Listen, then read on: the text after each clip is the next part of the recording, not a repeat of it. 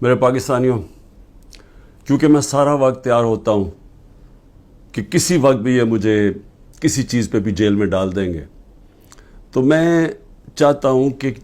Jail میں جانے سے پہلے جن چیزوں پہ یہ مجھے جیل میں ڈالنے کی کوشش کر رہے ہیں وہ میں آپ کے سامنے پہلے ہی لے آؤں، کیونکہ میں اگر جیل میں چلا گیا تو انہوں نے میڈیا تو پورا کنٹرول کر لیا۔ جو بڑے بڑے لوگ تھے جو میڈیا کی آزادی کے جہادی بنے ہوئے تھے وہ آج چپ کر کے بیٹھے ہوئے ہیں اور آرام سے ایک سرکاری میڈیا بن چکے ہیں ساری پرائیویٹ چینلز۔ تو مجھے کسی نے سنا نہیں ہے، ایک دفعہ میں اندر چلا گیا جیل میں، تو لہٰذا ضروری یہ ہے کہ میں آپ کے سامنے پہلے ہی چیزیں رکھتا ہوں جو یہ کوششیں ہو رہی ہیں، اور بڑی تیزی سے کوششیں ہو رہی ہیں کہ یہ جیل میں چلا جائے کیئر گورنمنٹ کے آنے سے پہلے۔ تو میں سب سے پہلے سائفر کا ذرا میں آپ سب کے سامنے رکھتا ہوں کہ اصل میں ان کو یہ سمجھ نہیں آئی کہ جتنی سائفر کے اوپر بات ہوگی، یہ جتنے بھی پاور میں بیٹھی ہوئی ہیں پی ڈی ایم کے لیڈرز اور جو پرانے آرمی کے چیف جنرل باجوہ، یہ جتنی بھی سائفر کے اوپر تحقیقات ہوں گی ان کے اوپر انگلیاں آئیں گی۔ مظلوم تو میں تھا اور میری گورنمنٹ تھی۔ ہماری گورنمنٹ گئی، جیسے سائفر آیا اس کے اندر بار بار میں بتا رہا ہوں کہ ایک امریکی آفیشل ڈونلڈ لو ہمارے ایمبیسڈر کو کہتا ہے، اسد مجید کو، واشنگٹن میں، کہ عمران خان کو تم نے ووٹ آف نو کانفیڈنس میں ہٹانا ہے، اگر نہ ہٹایا تو پاکستان کے لیے مشکلات ہوں گی۔ اور ابھی ووٹ آف نو کانفیڈنس نہیں آئی تھی، یہ غالباً 6 مارچ تھا، اگلے دن ووٹ آف نو کانفیڈنس آ جاتی ہے، ٹیبل ہو جاتی ہے اسمبلی میں، اور اس کے بعد پھر جو سارا وہ کہتے ہیں نا ریسٹ از ہسٹری، آہستہ کیا بڑی جلدی ہمارے لوگ بھی ناراض ہو جاتے ہیں، بیک بینچرز بھی کہتے ہیں ہم چھوڑ رہے ہیں، ہمارے جو اتحادی ہیں وہ بھی چھوڑنا شروع ہو جاتے ہیں۔ تو وہ سائفر کس کے لیے پیغام تھا؟ وہ پیغام اسی کے پاس تھا نا جس کے پاس پاور تھی، جس کے پاس ایجنسیز تھیں، جو ان سب کو بھیڑ بکریوں کی طرح ادھر لے جا سکتا تھا دوسری طرف اور گورنمنٹ کرا سکتا تھا، وہ جنرل باجوہ تھا۔ تو میں نے بڑی کوشش کی تب بھی کہ اس کے اوپر تحقیقات ہوں۔ میں نے پہلے ایک کمیٹی بھی بنائی جس میں جنرل طارق کو ہم نے اس کا ہیڈ بنایا، لیکن یہاں اتنی طاقت ہے ایک آدمی کے پاس کہ وہ جنرل طارق جیسے آدمی نے بھی کہا کہ نہیں جی میں یہ اس کمیٹی کا ہیڈ نہیں بن سکتا۔ پوری کوشش کی گئی سپر کنگ نے کہ کسی نہ کسی طرح دب جائے بس سائفر کی، اس کے اوپر بات ہی نہ ہو۔ میں اس لیے کہہ رہا ہوں کہ یہ بار بار سائفر کو لے کے آتے ہیں تو وہ انگلیاں تو ادھر ہی جانی ہیں سپر کنگ کی طرف، اور اس نے ہر بار استعمال کیا۔ ہمارا جب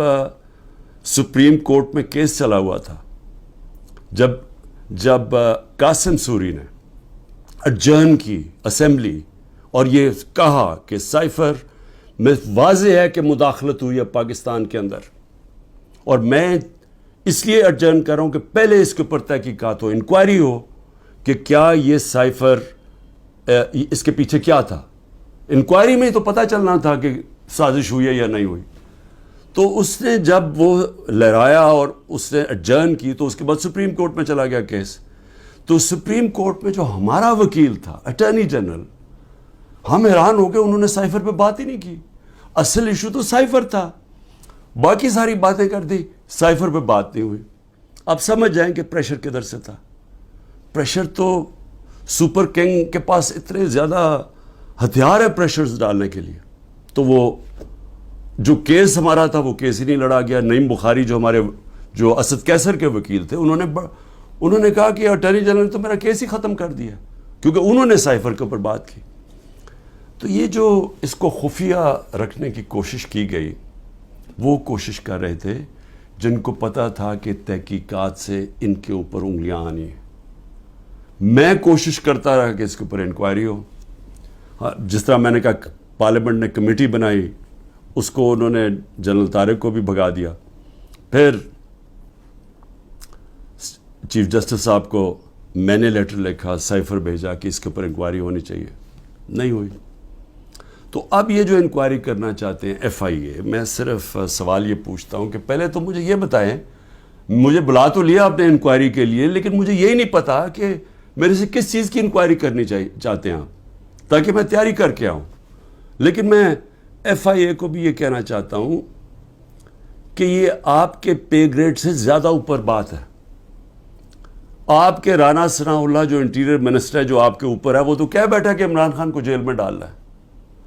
وہ ابھی کوئی انکوائری کا مجھے بھی نہیں پتا، ابھی تو ہمیں 164 کا بیان بھی ہمارے سامنے نہیں آیا، ابھی تو نیوز آئٹمز آ رہی ہیں نا کہ جی اعظم خان نے یہ کہہ دیا، ہمارے سامنے تو ابھی کچھ نہیں آیا، کیونکہ میں نے اپنے وکیلوں سے پوچھا تو کسی کی وکیل کو بھی پتا نہیں کہ وہ کون سا بیان ہے اعظم خان کا جو 164 پہ آتا ہے، یہ تو نیوز آئٹمز آ رہی ہیں۔ تو ابھی سے ہی وہ کہنا شروع ہو گیا ہے کہ جی اس نے جیل میں جانا ہے جو ایف آئی اے کا ہیڈ ہے، تو ایف آئی اے کی کیا حیثیت رہ گئی؟ تو ہمیں تو پتا انہوں نے کیا کرنا ہے، لیکن قوم کو پتا ہونا چاہیے کہ یہ اتنا بڑا ظلم ہوا اس ملک کے ساتھ، جو انہوں نے جو گورنمنٹ گرائی ہماری، جو میں نے آپ کو بتایا بھی کہ آئی ایم ایف کی صرف آپ رپورٹ پڑھ لیں کہ انہوں نے بتایا کہ انہوں نے یہ جو منی لانڈررز تھے اور این آر او والے یہ جو لیڈرز تھے، انہوں نے آ کے پاکستان سے 14 مہینے میں کیا اور عوام کو کتنی تکلیف ہوئی، کتنی تکلیف سے عوام گزر رہی ہے، اور مزید اور آگے تکلیف آنے والی ہے۔ ایک وہ گورنمنٹ جس کی بہترین پرفارمنس تھی، اور وہ صرف اور صرف، اب ضرورت نہیں ہے آپ آئی ایم ایف کا ہی پڑھ لیں نا، آئی ایم ایف تو ہمارے نیچے نہیں ہے، اکنامک سروے پڑھ لیں جو کہ انہوں نے شائع کیا، تو وہ تو اب واضح ہے کہ ایک حکومت جو بہترین پرفارمنس دے رہی تھی، جو لوگوں کے حالات بہتر کر رہی تھی، روزگار بڑھتا جا رہا تھا، فیصل آباد کے اندر ٹیکسٹائل کے ورکرز نہیں مل رہے تھے، یعنی دور سے وہ ٹیکسٹائل والے ہمیں کہتے تھے کہ ہم سکول کھولنا چاہتے ہیں، ہمارے پاس ورکرز کم ہو گئے ہیں، جو ہماری سب سے بڑی ایکسپورٹ ہے ٹیکسٹائلز کی۔ تو ادھر سے وہ گرتے گرتے آج یہاں پہنچ گئے ہیں کہ سکریپ میں بیچی جا رہی ہے مشینری اب، اور یہ جو اب مزید اور مہنگائی آ رہی ہے، ذرا پوچھیں تو صحیح کہ جو بے روزگاری بڑھتی جا رہی ہے، پوچھیں لوگوں کے ساتھ گزارا ہوتا کیسے ہے۔